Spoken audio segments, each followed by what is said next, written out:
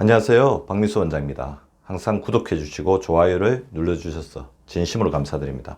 오늘은 당뇨와 무기력증의 어떤 전조 증상이라고 할 수 있는 저혈당에 대해서 좀 알아보려고 하는데요. 생각보다 저혈당은 굉장히 많습니다. 정상적인 사람도 저혈당을 하루에도 여러 차례 이제 경험하고 있을 건데요. 이것을 반복적으로 그리고 굉장히 심각하게 자주 겪으면 어떤 문제가 발생할 수 있는지, 그리고 생각보다 그 후유증은 굉장히 크다고 할 수 있거든요. 혈당이 보통 우리가 70에서 한 100 정도까지 정상으로 보잖아요, 공복이 때. 근데 어떤 때든지 혈당이 한 50 이하로 나타나면 저혈당이라고 볼 수가 있고요. 어떤 분들은 뭐 70 정도일 때도 상대적인 저혈당이라는 게 있으니까요, 저혈당증을 느낄 수가 있습니다. 저혈당이라고 하는 거는 혈중에 이제 당이 적다는 거죠. 저혈당, 혈중에 당이 적다. 그거는 뭐냐면 당을 이제 세포에다가 저장했다가 필요할 때 꺼내 써야 되잖아요. 그러니까 당 창고에 저장했다가 필요할 때 꺼내 쓰는 역할을 하는 거, 저장시키고 꺼내 쓰는 역할을 하는 게 인슐린인데, 인슐린 기능이 떨어졌어. 우리 몸에서 당이 필요한데도 당을 제대로 꺼내지 못하기 때문에 피 속에 우리 몸에 필요한 역할을 하는데 대한 당이 부족한 겁니다. 그래서 다시 이야기하면 인슐린 기능이 떨어졌어. 인슐린 저품질증으로 인해서 우리 몸의 당의 밸런스, 필요할 때 제대로 공급하고, 그 다음에 넘쳐나는 당을 제대로 저장해서 나중에 쓸 수 있도록 하는 그런 기능이 떨어져 있다. 저혈당증은 인슐린 저품질증과 똑같은 말이라고 할 수 있습니다. 원인은 가장 큰 거는 당뇨죠. 당뇨가 이제 인슐린 기능이 떨어지는 인슐린 저항성의 가장 기본적인 상태잖아요. 그 다음에 특정 약물을 먹거나 엄주가 심했을 때도 생길 수 있습니다. 당뇨병을 치료하는 과정에서 생길 수도 있죠. 뭐 약을 조금 더 세게 썼다든지. 제일 많은 거는 이제 인슐린 주사 용량이 올라간다. 그래서 당뇨병 약을 먹고 있거나 인슐린 주사를 맞고 있는데 식사가 부실하게 되면, 식사에 건너뛰든지 그렇게 되면 저혈당증이 발생하는 것을 흔히 볼 수 있습니다. 식욕 부진이 당연히 역할을 할 거고, 위를 수술해서 먹는 양이 떨어져도 이제 저혈당증이 될 수가 있겠죠. 간이나 콩팥, 심장, 췌장 질환일 때도 저혈당증이 발생할 수 있고, 특정암, 인슐린을 뭐 갑자기 많이 만들어내는 뭐 췌장 쪽에 있는 여러 가지 암이라든지 그런 경우도 저혈당증의 원인이 될 수 있습니다. 근데 우리 주변에서 살펴봤을 때 제가 가장 우려하는 거, 고혈당증을 초래하면 저혈당증이 오고, 그리고 저혈당증 그것을 극복하기 위해서 또 고혈당으로 갑니다. 무슨 말이냐면 우리가 이제 가식이나 폭식, 그 다음에 탄수화물, 정제 탄수화물을 갑자기 많이 먹으면 우리가 고혈당이 됩니다. 고혈당이 되면 이거를 이제 우리 몸에서 저장을 해야 되잖아요. 그래서 인슐린이 많이 분비가 되죠. 인슐린 많이 분비가 되게 되면 그거에 따라서 또 인슐린 기능이 떨어지니까 필요할 때 또 제때 이제 분비하지 못하고, 그 다음에 인슐린 기능이 떨어진 상태라서 아까 인슐린 많이 분비됐던 게 저혈당으로 가는데, 또 이때 됐을 때 적당하게 넣어줘야 되는데 넣는 기능이 떨어지기 때문에 또 저혈당증이 가게 되고, 저혈당증이 가게 되면 우리 몸의 스트레스 호르몬들이 굉장히 작동하게 되고 교감신경계가 항진되면서 또 고혈당으로 갑니다. 고혈당, 저혈당, 고혈당, 저혈당을 계속 하다 보면 인슐린이 고생하겠죠. 인슐린이 고장나는, 인슐린의 기능이 떨어지는 인슐린 저항성 상태, 당뇨가 오게 되는 겁니다. 그래서 고혈당과 저혈당은 동전의 양면이고, 이것이 번갈아 가면서 우리 몸의 인슐린을 혹사시킨다는 거에서 당뇨의 전조 증상이라고 할 수도 있습니다. 자, 우리가 가장 기본으로 가져야 될 개념이, 인슐린 호르몬은 혈당을 단순히 낮추는 호르몬이 아니죠. 혈당을 저장을 한다는 거죠. 에너지 저장 호르몬입니다. 그래서 당은 우리 몸의 에너지잖아요.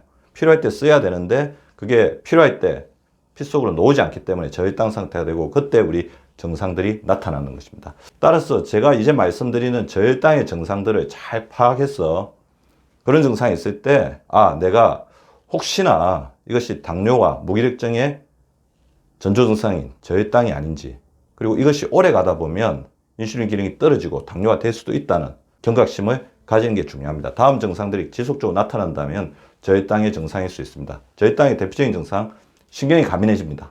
당이 부족하니까 그렇죠. 당이 우리 몸에 어떻게 보면 생명 에너지잖아요. 에너지가 부족하면 되게 위혈식을 느끼겠죠. 식은땀이 납니다. 그리고 그것을 보상하기 위해서 아주 강렬한 허기를 느끼게 되겠죠. 머리가 주로 이제 당을 이제 에너지로 쓰잖아요. 어지럼증과 머리가 빈 느낌이 있습니다. 이런 증상이 있으면 저혈당을 의심하셔야 됩니다. 손발이 막 떨립니다. 그리고 무력감과 굉장히 졸리는 느낌.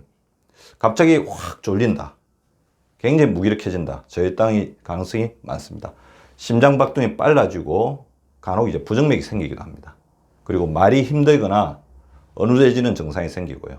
그리고 창백해지죠. 그래서 창백해질 때 사탕이나 그런 거 하나 먹으면 갑자기 좋아진다고 한다면 바로 그게 저혈당 증세라고 볼 수가 있죠. 자, 머리 에너지라고 했죠. 집중하기가 힘듭니다. 그리고 짜증이 늘어나요.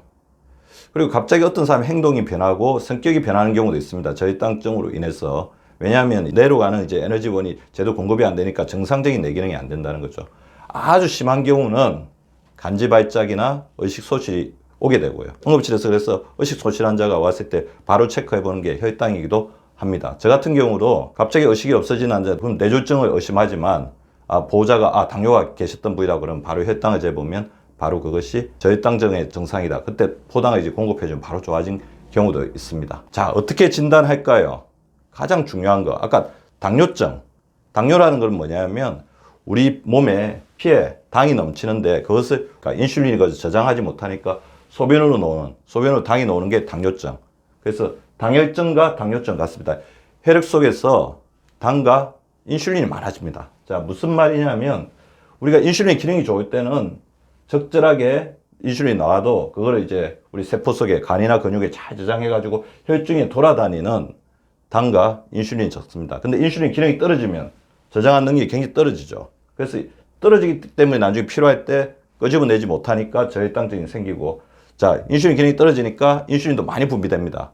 그렇지만 저장을 잘 못 시키죠. 그래서 저혈당증이 오기 쉽습니다. 근데 피를 살펴보면 우리 몸속에 저장을 시키지 못하기 때문에 당과 인슐린이 많이 돌아다니죠. 이런 증상이 있을 때 검사를 하면 되죠. 말씀드린 열 몇 가지의 증상이 있을 때 혈당을 체크를 했을 때 혈당이 70 이하, 뭐 60, 50이면 저혈당증을 의심해야 되고, 뭐 80 이하인데도 이런 증상이 있을 때 이분이 저혈당을 호소할 수 있어요. 이때 뭐 탄수화물이나 사탕 같은 거를 먹고 증상이 바로 호전된다면 저혈당 증상으로 인한 것을 의심해 볼 수 있죠.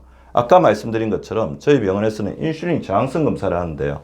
이분의 혈당과 인슐린, 왜냐하면 이제 인슐린 기능이 떨어지기 때문에, 그죠? 인슐린 기능이 떨어지기 때문에 당을 이제 이렇게 잘 저장을 못 하는 거죠. 그래서 혈당도 올라가 있고 인슐린도 올라가 있습니다. 인슐린을 혹사시키고 있다는 증거입니다. 인슐린 저항성이 올라가 있으면 나중에 저혈당증이 올 가능성이 높겠죠. 왜냐하면 인슐린이 제때 저장을 하지 못하고 필요할 때 또 내보내지 못하니까.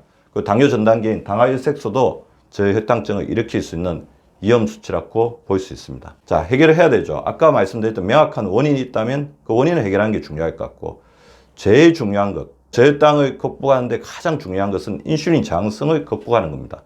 인슐린의 기능을 잘 개선시켜서 인슐린이 잘 저장하고 필요할 때 잘 내보낼 수 있도록 해야 되는데, 그렇게 되지 못하면 혈액 속에 넘쳐나는 당들이 그냥 소변으로 빠져나오고 우리 세포에는 당들이 부족한 에너지 빈곤 상태가 된다는 겁니다. 아까 말씀드린 고혈당을 자꾸 유발하면 그게 저혈당으로 가고 그러면서 인슐린 기능이 떨어질 수가 있기 때문에 고혈당 지수의 음식을 자제해야 됩니다. 특히 정제 탄수화물을 자제해야 되죠. 혈당 지수를 높은 음식을 자제하는 게 굉장히 필요할 것 같고, 탄수화물은 복합 탄수화물 위주로 섭취하는 것이 필요합니다. 그리고 저혈당증을 극복하기 위해서는 인슐린에 휴식을 줘야 되죠. 그래서 야식을 금하는 게 굉장히 중요할 것 같고요. 가식을 금하는 것도 굉장히 중요하죠. 그리고 무엇보다 규칙적인 식사를 해서 저혈당 증상을 자꾸 경험하지 않는 게 중요합니다. 저혈당 증상을 자꾸 경험하다 보면 스트레스 호르몬이나 교감신경이 항진돼서 다시 고혈당을 가고 고혈당, 저혈당을 하면서 인슐린 기능이 나빠집니다.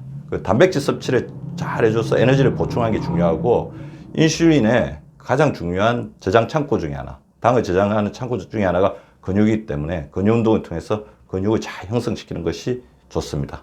저혈당을 알아차리면 당뇨를 막을 수 있습니다. 저혈당 증상 오늘 잘 살펴보시고 내 몸에서 당이 잘못 사용되고 있지 않은지, 내가 인슐린을 혹사시키고 있지 않는지 반드시 체크해서 미리미리 대비하시기 바랍니다. 구독과 좋아요는 박미수 박사 TV를 지속시키는 생명력입니다. 많이 구독해 주시고 좋아요를 눌러 주시기 바랍니다. 항상 감사드립니다.